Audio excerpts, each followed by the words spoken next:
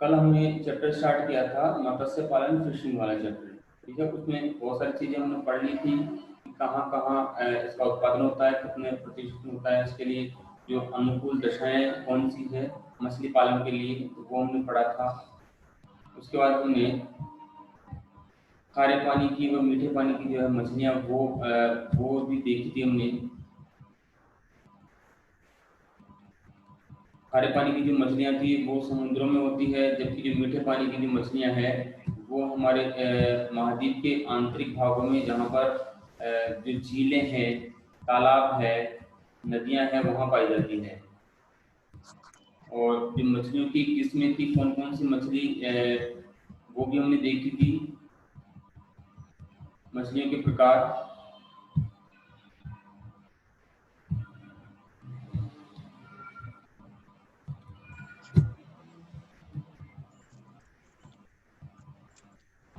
तो हमने कल यहाँ तक देखा था कि हमने जो मछली की प्रजातियां थी वो भी देखी थी कि कौन सी मछली कितनी बड़ी है और कितनी साइज है और कहाँ मिलती है, वो सारी चीजें हमने देखी थी।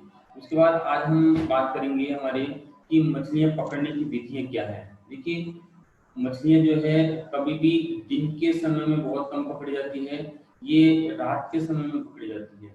क्यों? क्योंकि दिन के समय में मछलियां अपने भोजन की तलाश में इधर उधर घूमती रहती है, जबकि रात के समय में मछलियां एक जगह झुंडों में रहती है, तो इनको रात के समय में ज्यादातर पकड़ा जाता है। इसके तरीके देखिए क्या क्या है इनको पकड़ने के तरीके। जो सबसे पहला है वो आता है हमारे मछली पकड़ने का तरीका, वो है ड्रिफ्टिंग। ड्रिफ्टिंग क्या है इसको समझिए कि ड्रिफ्ट क्या है, एक नेट होता है, जो टेनिस का नेट देखा होगा आपने, उस नेट के समान होता है। ठीक है, तो उस नेट को क्या करते हैं मछुआरे कि समुद्र की जल सतह पर फैला देते हैं। ठीक है, उसको जो नेट है उसको समुद्री जल सतह पर फैला दिया जाता है, और उस जाल जो है, जो नेट है, उसकी उसका जो एक हिस्सा है वो रस्सी से बंधा होता है। एक हिस्सा तो रस्सी से बंधा होता है तथा दूसरा जो उसका हिस्सा है वो किससे बंधा होता है, जहाज से बंधा होता है।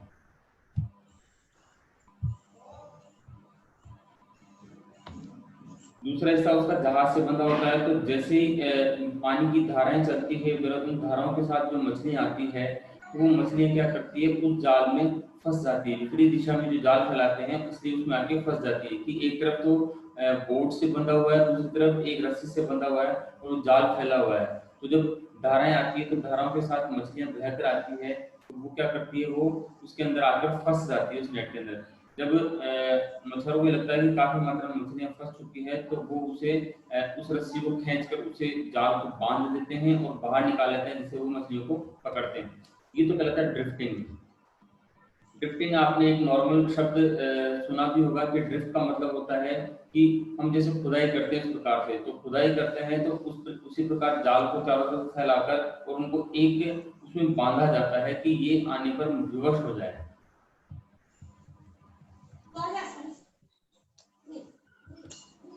फिर उसके बाद दूसरा तरीका होता है वो है ट्रॉवलिंग। ट्रॉवलिंग में क्या किया जाता है कि जाल को खींचकर मछली को पकड़ा जाता है। जाल को खींचकर मतलब कि ये एक ऐसा नेट है जो चारों तरफ से बंद है। ये ऐसा नेट होता है कि चारों तरफ से बंद है, लेकिन इसका एक मुंह जो है वो खुला हुआ रहता है।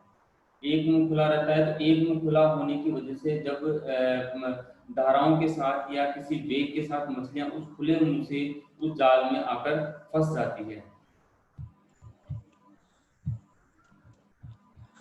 मछलियां जाल के जो है खुले भाग से जाल के अंदर चली जाती है, और जब मछुआरों को ये लगता है कि साहब काफी मात्रा में मछलियां जो है इसमें नेट में फंस चुकी है या नेट भर चुका है या ओवरवेट हो चुका है, तो वो क्या करते हैं, उसे बांध लेते हैं और उस रस्सी को ऊपर खींच लेते हैं। ठीक है, उसे जो खुला हुआ मुंह है उसको बांध देते हैं ताकि मछलियां बाहर नहीं जा सके, और फिर उस नाव के द्वारा उस जाल को बाहर खींच लिया जाता है। ठीक है, ड्रिफ्टिंग में ऐसा नहीं है कि साहब कि वो पूरा जो है एक तरफ का मुंह खुला रहता है, ऐसा नहीं। जो जाल को फैलाया जाता है तो जाल को दो तरफ फैलाया जाता है, आगे से पूरा खाली रहता है। ठीक है, तो जब मछलियां वेग के साथ, पानी के वेग के साथ बहकर आती है तो उस जाल में अटक जाती है और फिर उनको पकड़ जाता है। जबकि ट्रॉवलिंग में जो जाल होता है उसका सिर्फ एक मुंह खुला रहता है, बाकी चारों तरफ से पैक रहता है, तो उस एक जो सिरा खुला रहता है उसमें से मछलियां उसके अंदर प्रवेश करती है। उसका जो तीसरा हम बात करते हैं वो है सैनी है, तीसरा क्या है आपके सैनी। तो इस विधि में भी जाल का ही प्रयोग किया जाता है। और जो इसमें पकड़ने वाला जो जाल होता है उसे सीन जाल कहा जाता है। यह जाल जो ड्रिफ्ट और ट्रॉल दोनों का मिला जुला रूप है। ठीक है, जो ट्रॉलिंग हमने की थी या ड्रिफ्टिंग जो की थी उन दोनों का क्या है, मिला जुला रूप है। इस जाल के भी दो भाग हैं जो रस्सी से बंधे होते हैं। जैसे आप देखिए कि समुद्र के अंदर जो नावें होती है, एक भाग एक नाव से, दूसरा भाग दूसरी नाव से बंधा हुआ रहता है और उसको पानी में डालकर और फिर नाव को आगे खींचा जाता है। इससे क्या है कि जब नावें आगे चलती है तो उस पानी के वेग के साथ मछलियां उसमें फंस जाती हैं। ठीक है, तो रस्सी की जो है दूसरे से किससे बंधे रहते हैं, नाव से बंधे रहते हैं। और जो खुला हुआ पूरा रहता है नेट का, उसके अंदर मछलियां फंसती जाती हैं। उसका रहता है लीनिंग। लीनिंग में क्या होता है कि जो मछलियां हैं झुंडों में रहती हैं। तो लीनिंग में क्या किया जाता है कि एक सीधी रेखा में एक जाल है जो सतह पर फैला दिया जाता है। ठीक है, सतह से थोड़ा सा नीचे, जब उसको नीचे किया जाता है जाल को, क्योंकि मछलियां हमेशा सतह के आसपास तैरती है। जब उसको जाल को सतह से थोड़ा नीचे फैला दिया जाता है और मछलियां जब उस ऊपरी सतह के आसपास तैरती है, तो जाल को खींचकर उन मछलियों को उसके अंदर फंसा लिया जाता है, उन झुंडों को एक साथ फंसा लिया जाता है। यानी कि दो नावों की सहायता से कहीं पर एक मछली का झुंड है, उस झुंड के नीचे से जाल को खींचा जाता है और ऊपर से फिर उसको पैक कर लिया जाता है। तो इस प्रकार से ये कुछ विधियां हैं जो मछलियां पकड़ने काम आती है। इसके अंदर ड्रिफ्टिंग था, ट्रॉलिंग था, लीनिंग था, फिनिंग था, ये थे। ठीक है, अब आपकी जो मोस्ट इम्पोर्टेंट थिंग है, जो जहाँ से प्रश्न पूछा जाता है, एक तो होता है कि आपकी मछलियां का प्रकार पूछा जाता है कि कौन कौन सी मछलियां हैं। ठीक है, उनके लिए अनुकूल दशाएं, परीक्षा में आपके इससे संबंधित सवाल आता है।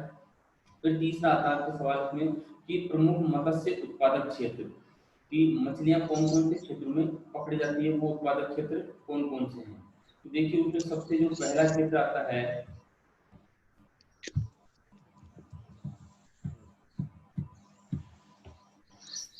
सबसे जो पहला क्षेत्र आता है वो आता है उत्तरी पूर्वी अटलांटिक क्षेत्र। देखिए पहले मैं ये जो आपको पीडीएफ है इसको पोस्ट करके पहले मैं आपके नेट वो जो मैपिंग वाला पोर्शन है उसको ऑन करता हूँ एक बार।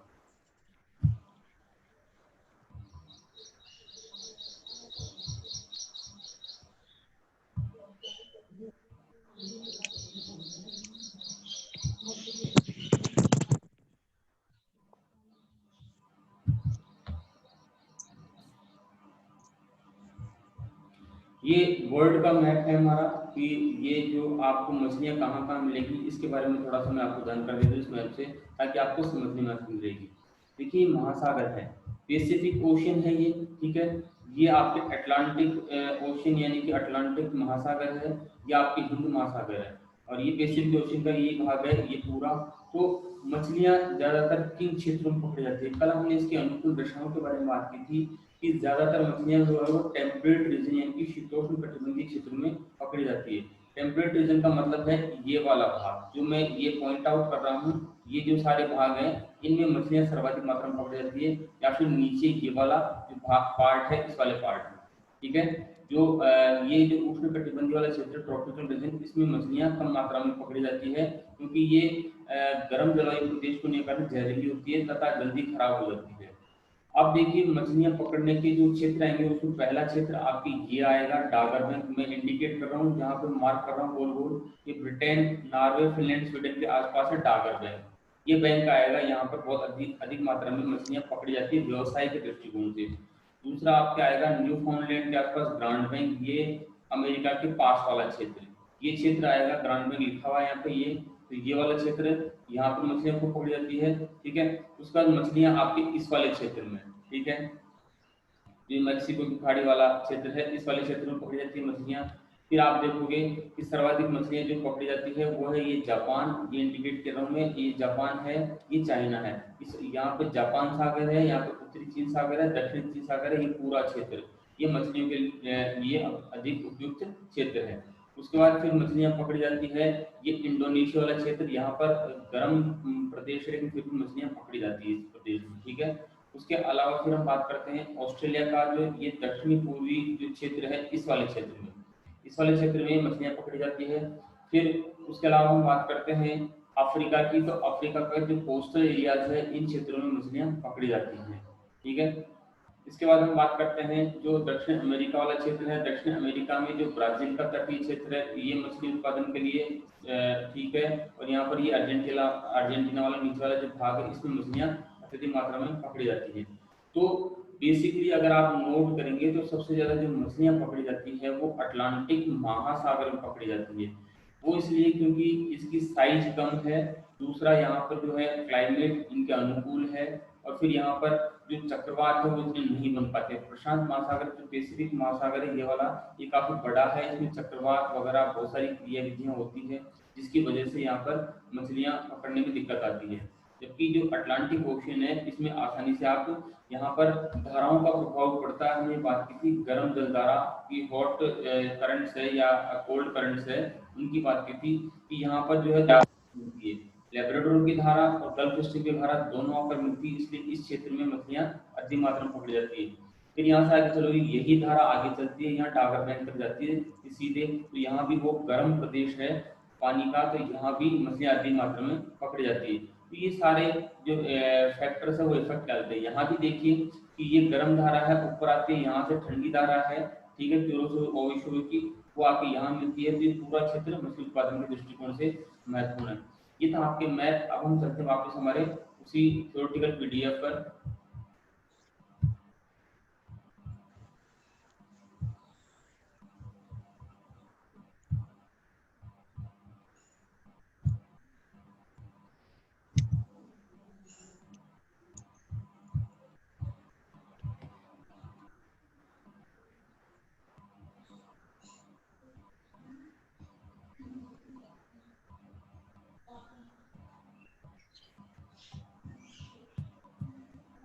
प्रमुख मत्स्य उत्पादक क्षेत्र उसमें आता है उत्तरी पूर्वी अटलांटिक क्षेत्र। उत्तरी पूर्वी अटलांटिक क्षेत्र का मतलब है कि जो हम इंग्लैंड वाला क्षेत्र है, नॉर्वे स्वीडन फिनलैंड वाला क्षेत्र, उस क्षेत्र की बात कर रहे हैं, ठीक है।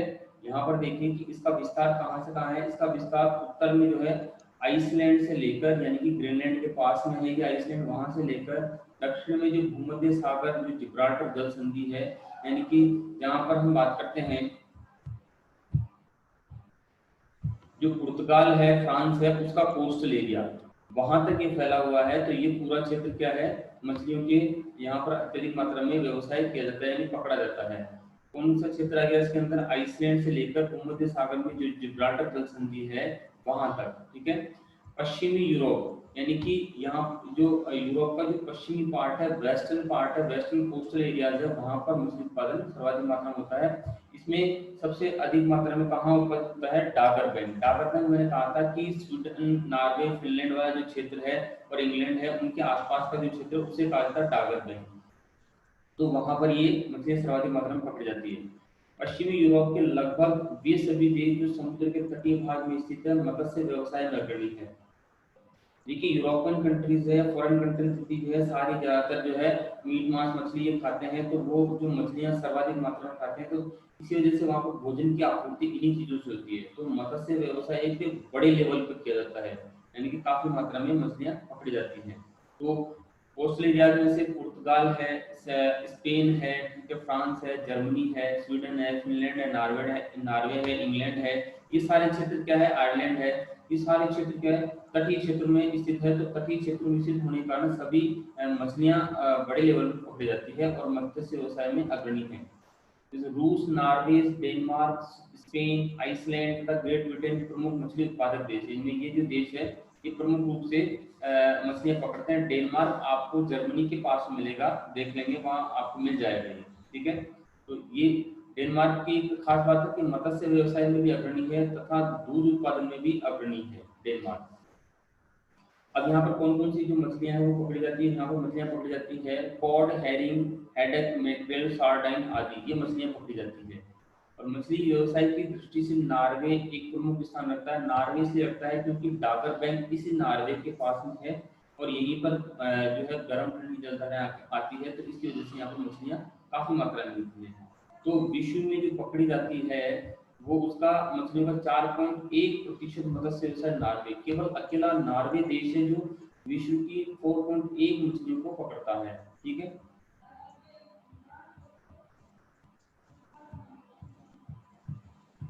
उसके बाद ये था हमारा उत्तरी पूर्वी यानी कि नॉर्थ ईस्ट वाला जो अटलांटिक पोर्शन था वो था। अब दूसरा हम देखते हैं नॉर्थ वेस्ट अटलांटिक पोर्शन, जो हमने बात की थी न्यू फाउंडलैंड यानी कि ग्रांड बैंक की, जो ग्रीनलैंड और अमेरिका के पास वाला क्षेत्र। ठीक है, तो ये क्षेत्र का विस्तार कहाँ है? इस क्षेत्र का विस्तार जो है उत्तरी अमेरिका महाद्वीप के पूर्वी भाग में। उत्तरी अमेरिका महाद्वीप का जो पूर्वी भाग है जहाँ पर आपके सेंट लॉरेंस नदी है, कनाडा और अमेरिका के दोनों के जो बीच वाला भाग है उस क्षेत्र में। ठीक है, वहां पर ये है। तो उत्तरी अमेरिका के पूर्वी भाग में संयुक्त राज्य अमेरिका के न्यू फाउंडलैंड से न्यू इंग्लैंड, न्यू फाउंडलैंड देखेंगे आप जहाँ पर कनाडा और यूएसए दोनों देश मिलते हैं, वो एरिया जो है न्यू फाउंडलैंड है। फिर उसके कोस्टल एरिया में धीरे धीरे नीचे आते जाएंगे तो वहां पर आपको न्यू इंग्लैंड क्षेत्र, न्यू इंग्लैंड का मतलब है वहां पर इंग्लैंड से आकर बसे हुए लोगों का क्षेत्र है, इसलिए उसको क्या कहा जाता है? इसलिए उसको न्यू इंग्लैंड क्षेत्र कहा जाता है।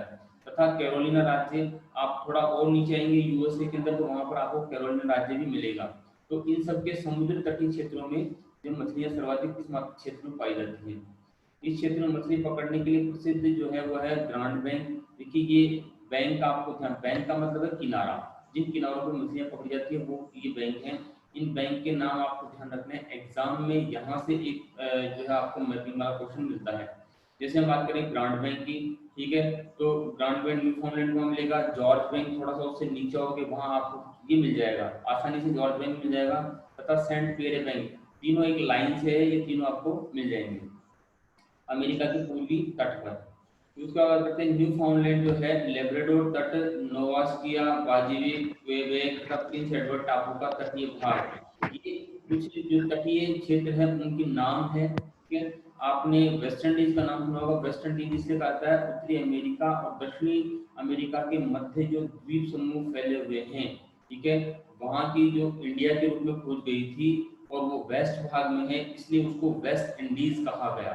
ठीक है, वहां पर जब खोज की भूगोलविदों ने तो उसे इंडिया कहा गया, और वहां पर पहुंचने के बाद में वो पाया गया कि ये वेस्ट पार्ट में है तो उसको फिर वेस्ट इंडीज कहा गया।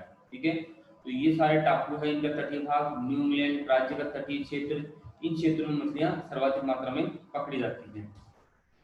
इस क्षेत्र में कौन कौन सी मछलियां पकड़ी जाती है? इस क्षेत्र में आपको पकड़ी जाती है cod, haddock, herring, mackerel, hake, halibut, lobster, ये सारी मछलियां यहाँ पर पकड़ी जाती हैं। ठीक है, अब यहाँ पर अभी हमने कहा कि जो हम अटलांटिक ओशन की बात करें तो अटलांटिक के जो ओशन है उसके अंदर मछलियां सर्वाधिक पाए जाने के कारण ठंडे जल की यानी कि कोल्ड वाटर की जो है वो जो करंट है और हॉट वाटर की जो करंट है वो दोनों है।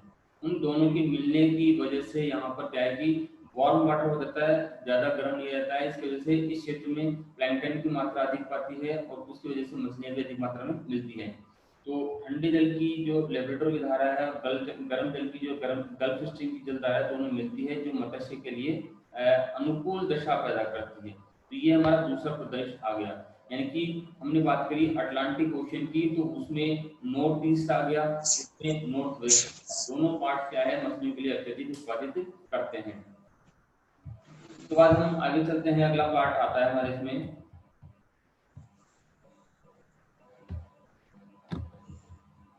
तीसरा है हमारे उत्तरी पूर्वी। देखिए हमने अटलांटिक ओशन की बात करी, फिर हम बात करते हैं पैसिफिक ओशन की। तो पैसिफिक ओशन में भी उत्तरी पूर्वी यानी कि नॉर्थ ईस्ट वाला जो पार्ट है उसकी बात करते हैं। तो नॉर्थ ईस्ट वाला पार्ट इसमें अलास्का यानी कि अमेरिका का जो पश्चिमी भाग है उस भाग की बात करते हैं। ठीक है, उस भाग की हम बात करते हैं कि जो अमेरिका का पश्चिमी तटीय भाग है या प्रशांत महासागर का पूर्वी भाग जो अलास्का की तरफ है उसकी बात करते हैं, तो उसमें है यह क्षेत्र उत्तरी अमेरिका महाद्वीप के पश्चिमी भाग में अलास्का एवं बेरिंग जल डमरू मध्य से लेकर कैलिफोर्निया, ऊपर अलास्का से नीचे लेकर आप कैलिफोर्निया राज्य तक इसका विस्तार है। ठीक है, यहाँ Alaska, British Columbia, Washington, Oregon एवं कैलिफोर्निया ये राज्य इसके किनारे पर है, अमेरिका के किनारे पर स्थित है। तो इनके अंतर्गत मत्स्य व्यवसाय काफी मात्रा में होता है। तटीय भाग में है और यहाँ उत्तराखंड है, यहाँ भी वही है, गर्म ठंडे पानी का संगम है, इस वजह से यहाँ भी अधिक मात्रा में मत्स्य व्यवसाय होता है। कौन कौन सी मछलियां पकड़ी जाती है? सामन है, हैरिंग, कॉड, पिलकॉट, हेलीवेट, ये मछलियां हैं जो इस क्षेत्र में पकड़ी जाती है। और ये यहाँ से अमेरिका जो है जितनी भी मछलियों को पकड़ता है उन मछलियों का निर्यात अत्यधिक मात्रा में करता है। फिर उसके बाद आता है हमारा नॉर्थ ईस्ट वाला जो था पैसिफिक ओशन आया था, अब नॉर्थ वेस्ट वाला पैसिफिक ओशन आएगा जिसके अंतर्गत हम जापान, चीन और उस क्षेत्र की बात करेंगे।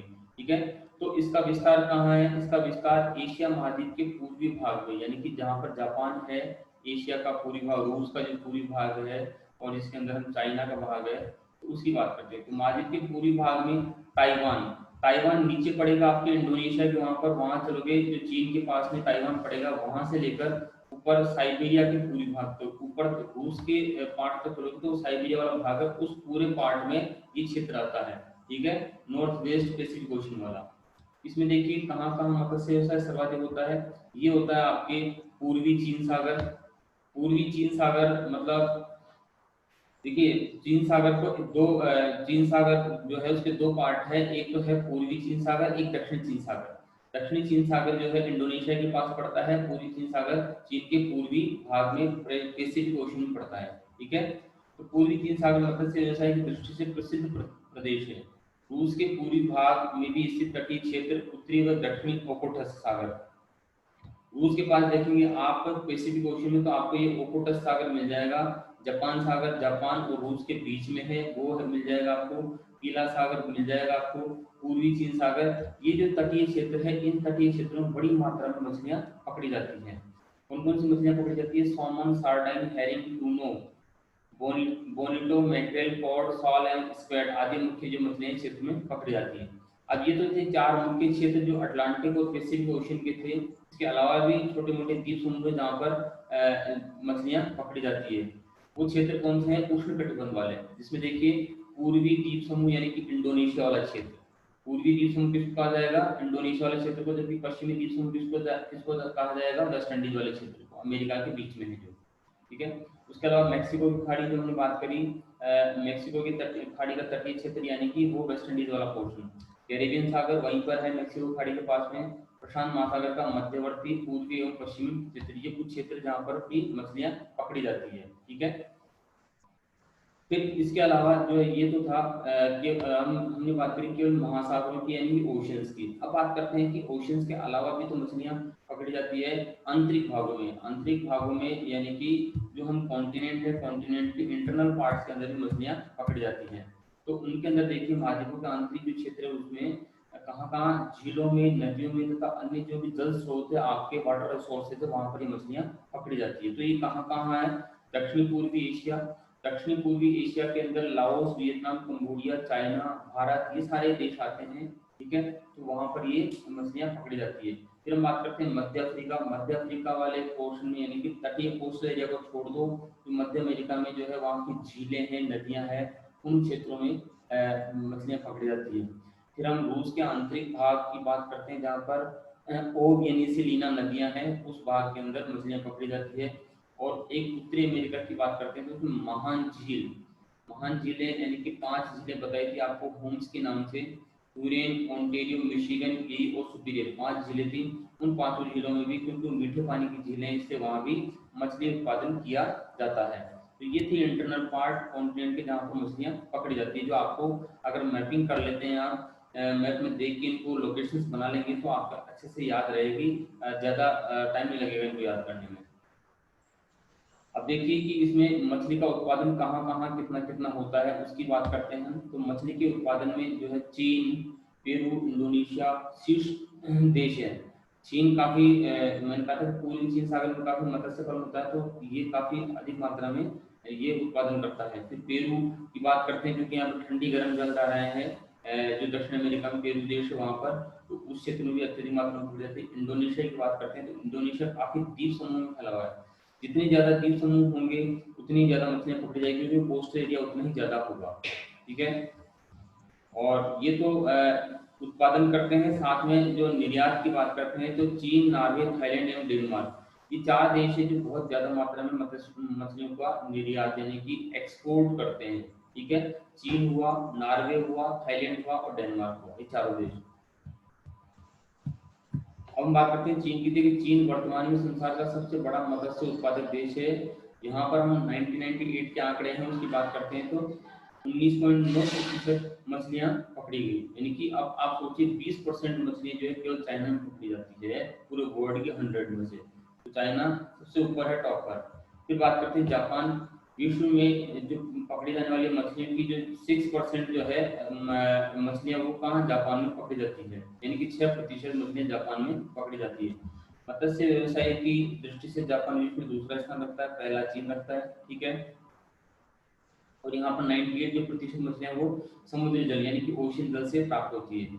फिर हम बात करते हैं रूस की, ठीक है। यहाँ पर रूस में 12% मछलियाँ विश्व की पकड़ी जाती हैं और इसका विश्व में दूसरा स्थान है। देखिए जापान जो था इसकी व्यवसाय की दृष्टि से जापान का दूसरा स्थान है, जबकि हम बात करें कि उत्पादन की दृष्टि से, अगर उत्पादन की दृष्टि से बात करें तो रूस का दूसरा स्थान आता है।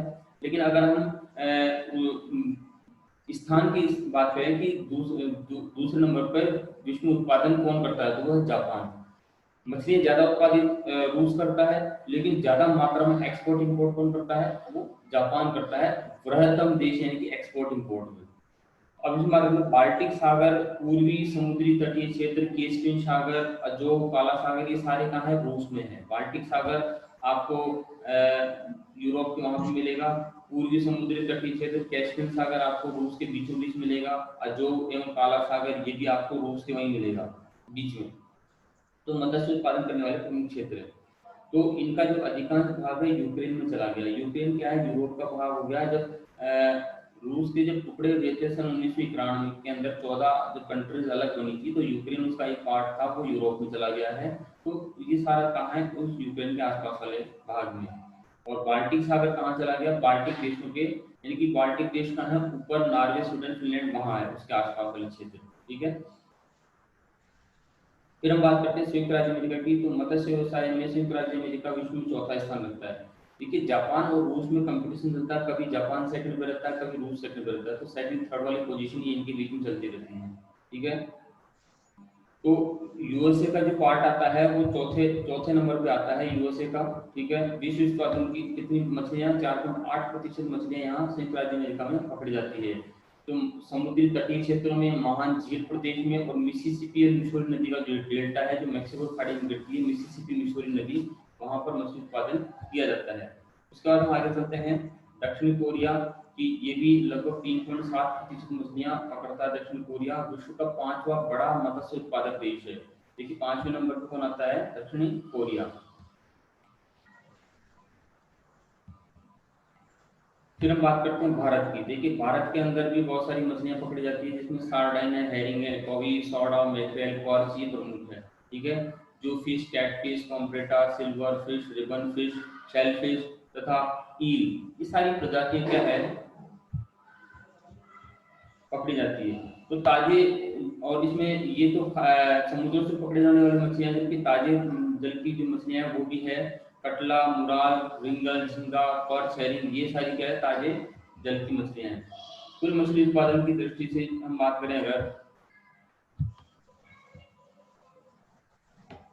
तो पश्चिम बंगाल जो भारत में है वो 19.47% मछलियां पकड़ता है। अगर भारत को 100% माना जाए तो उसमें प्रथम स्थान पर है पश्चिम बंगाल, दूसरे स्थान पर आंध्र प्रदेश आता है 12.48%, तीसरे स्थान पर गुजरात आता है 10.88%, और केरल जो है वो चौथे स्थान पर आता है 9.36% के साथ में।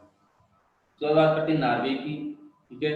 जो नॉर्वे है यूरोप में मत्स्य जो उत्पादन की दृष्टि से प्रथम स्थान पर है यूरोप में। अगर यूरोप की बात करते हैं तो यूरोप में सबसे ज्यादा मछलियां कहाँ पकड़ी जाती है, वो नॉर्वे में। यहाँ विश्व उत्पादन की 3% मछलियां पकड़ी जाती है। छोटा सा देश है नॉर्वे, लेकिन मत्स्य उत्पादन काफी अधिक मात्रा में होता है।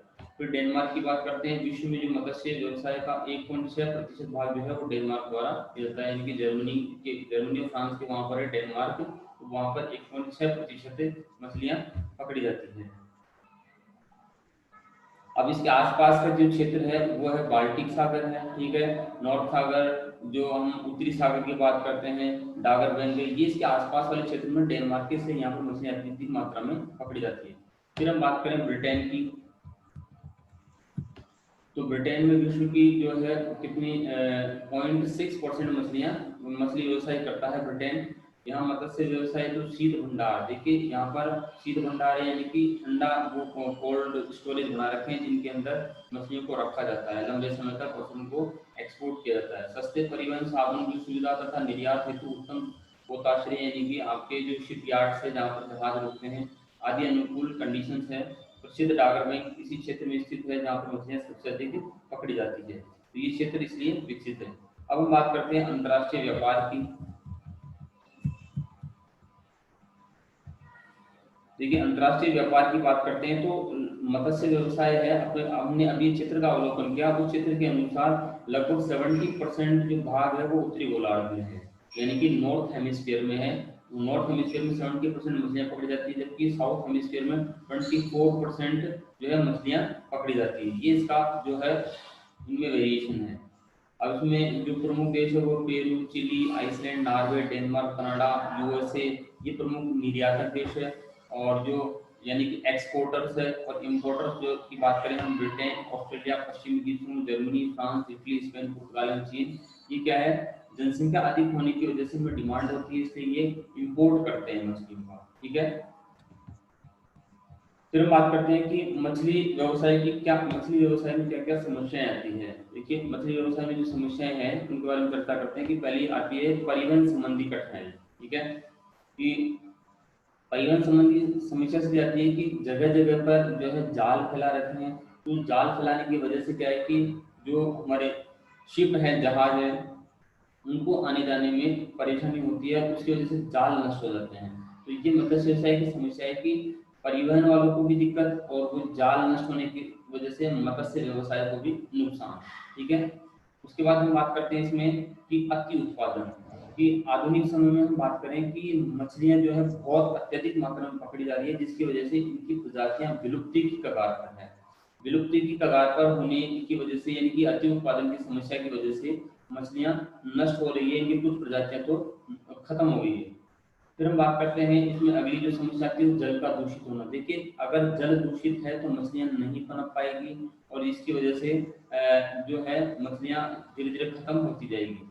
तो जो नदियों द्वारा लाई गई मिट्टी है, जल पोतों से स्रावित जो तेल है, मान लीजिए कोई जहाज डूब जाता है उसमें तेल भरा हुआ है तो तेल का रिसाव होता है, उस रिसाव से जो है नुकसान होता है, ऊपर जो जल की सतह पर मछलियां मर जाती है उस वजह से।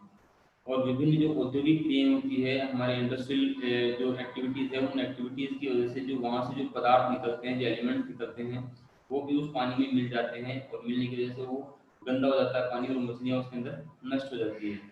तो और दूसरा फिर हम ये तो सारा था कि जल दूषित होने की वजह से, और जो मछलियाँ होती है वो शांत प्रदेश में अंडे देती है, लेकिन वो अगर ऐसा दूषित पानी हो जाएगा तो वो अंडे नहीं दे पाएगी, जिसकी वजह से मछलियाँ विलुप्त हो सकती हैं। फिर उसके बाद अगली हमारी जो इसके अंदर समस्या आती है वो है समुद्री तूफान तथा कोहरा की समस्या। देखिए उष्ण कटिबंधीय जो सागर है उनमें अनेक बार जो तूफान वगैरह जो आते हैं वो भी मछली को नुकसान पहुंचाते हैं। देखिए तूफान वाले क्षेत्र में पानी में काफी हलचल होती है, जिन क्षेत्रों में हलचल होती है वहाँ मछलियाँ नहीं रुक पाती है, मर जाती है। या फिर आपने देखा हो कई बार तटों पर मछलियाँ मरी हुई अवस्था में पड़ रहती है, तो तूफान अपने साथ उन मछलियों को खींच लाता है तटों पर और वो खत्म हो जाती है। और हम अगर शीतोष्ण कटिबंध की बात करें, जो टेम्परेट रीजन है, उन क्षेत्रों में जो गर्म और ठंडी जलधाराओं के मिलन से जो है घना कोहरा छा जाता है, ठीक है। घना कोहरा छाने की वजह से मछलियों को पकड़ने में दिक्कत आती है, जहाजों के आगे बढ़ने में और मछलियों को पकड़ने में दिक्कत आती है। तो कोहरे की समस्या से भी समस्या होती है मत्स्य व्यवसाय में, जबकि समुद्री तूफान की वजह से मछलियां नष्ट होती है, तो उस वजह से भी समस्या आती है। फिर हम बात करते हैं परभक्षियों की समस्या। देखिए मछलियां एक ऐसा जीव है जिसको इंसान तो खाता ही, जानवर भी खाते हैं, ठीक है। तो परभक्षियों की समस्या है कि जो परभक्षी मतलब कि जैसे चील कौवे हैं या फिर कोई और जीव जंतु है जो इनको मछलियों को खाते हैं, तो वो क्या है कि इनको नष्ट कर देते हैं, खा खा के नष्ट कर देते हैं, तो इंसान उनको नहीं पकड़ पाता है। तो ये उष्ण कटिबंधीय सागरों में परभक्षी की समस्या से भी मछलियां नष्ट हो रही है, ठीक है। ये हमारा जो था मत्स्य व्यवसाय यानी कि फिशिंग वाला चैप्टर कंप्लीट, ठीक है।